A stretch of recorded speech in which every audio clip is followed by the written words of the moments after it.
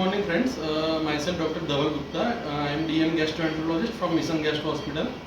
आज हम बात करेंगे अपर जीआई एंडोस्कोपी यानी कि मुंह से जो एंडोस्कोपी की जांच करते हैं उसके बारे में। अपर जीआई एंडोस्कोपी कब की जाती है?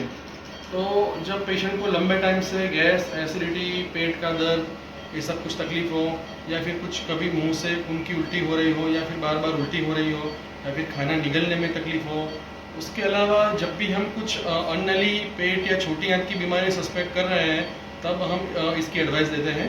और डायग्नोस्टिक यानी कि जांच के लिए या फिर थेराप्यूटिक मतलब कि कुछ प्रकार के ट्रीटमेंट के लिए भी उसका यूज़ किया जाता है, जैसे कि कुछ ब्लीडिंग को स्टॉप करने के लिए या फिर अन्नली की सुपड़ास को चौड़ी करने के लिए। उस तरफ की बहुत सारी एंडोस्कोपी की सर्जरी भी अभी अपर जी एंडोस्कोप से की जाती है। तो ये हमारा 190 ओलंपस एंडोस्कोप है। हम अभी इस पेशेंट में एक अपर जीआई एंडोस्कोपी प्लान कर रहे हैं।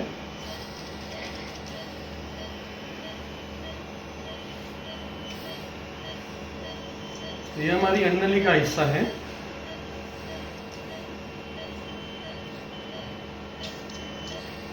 इसके बाद में हम जठर के यानी कि पेट के हिस्से में आ चुके हैं, जिसको मुख्यत्वे तीन पार्ट में डिवाइड किया जाता है: फंडस, बॉडी और एंट्रम। यहाँ पर आप देख सकते हैं कि इसकी जो चमड़ी है अंदर की एकदम क्लियर है। बहुत सारी एंडोस्कोपी इमेजेस में आप देखेंगे कि उसमें बहुत सारा फ्रोदिंग दिखेंगे, सिक्रीशन दिखेंगे। तो उसके लिए अभी जो लेटेस्ट रिकमेंडेशन गाइडलाइन है वो हम फॉलो कर रहे हैं।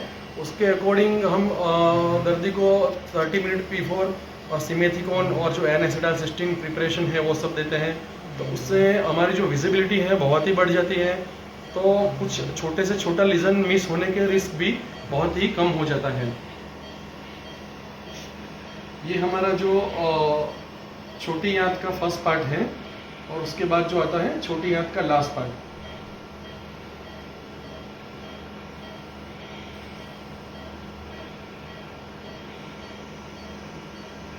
यहाँ पर आप देख पा रहे हैं कि जो एंट्रम यानी कि पेट का जो लास्ट हिस्से में थोड़ी सूजन है।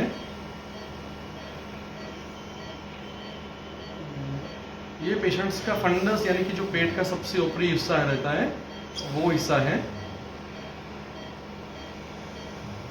ये जो ओलंपस 190 एंडोस्कोप है उसमें एक खास प्रकार की सुविधा भी रहती है जिसको NBI मोड बोलते हैं, यानी कि नैरो बैंड इमेजिंग।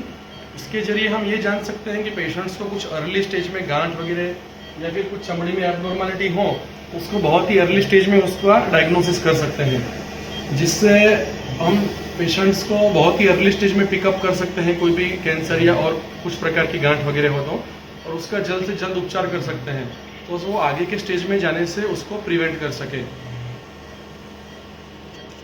सिमिलरली जो अन्नली का हिस्सा रहता है वहाँ पर भी रिफ्लक्स यानी कि जो एसिड ऊपर आता है उसकी वजह से चमड़ी में चेंजेस होते हैं। तो वो भी हम NBI एंडोस्कोपी के जरिए उसका अर्ली निदान कर सकते हैं। तो आप जब भी आपको एंडोस्कोपी की ज़रूरत हो तो आपके डॉक्टर का परामर्श लीजिए कि आपका एंडोस्कोपी NBI एंडोस्कोप से हो रही है नहीं, ये स्टैंडर्ड प्रोटोकॉल फॉलो हो रहे हैं नहीं। उसके अलावा हमारे पास जो CO2 इंसफ्लेटर रहता है तो उससे पेशेंट्स को प्रोसीजर के बाद ज़्यादा पेन भी नहीं होता। काफ़ी सारे एंडोस्कोपी रूटीन एयर में होती है तो उससे पेशेंट्स का पेट काफ़ी फूला हुआ रहता है तो उससे पेशेंट्स को पेन महसूस होता है। उसके अलावा वाटर इंसफ्लेटर की भी सुविधा रहनी चाहिए, तो उससे कुछ भी अंदर कुछ कचरा जमा हो, कुछ फूड पार्टिकल्स हो तो उसको हम बहुत ही अच्छी तरह से क्लीन कर पाते हैं। तो जब भी आप कोई भी एंडोस्कोपी कराएं तो ये सब चीज़ों की सुविधा है या नहीं उसकी आप जांच परख कर लीजिए, आपके डॉक्टर से परामर्श ले लीजिए, उसके बाद ही आपकी जांच करवाइए। Thank you.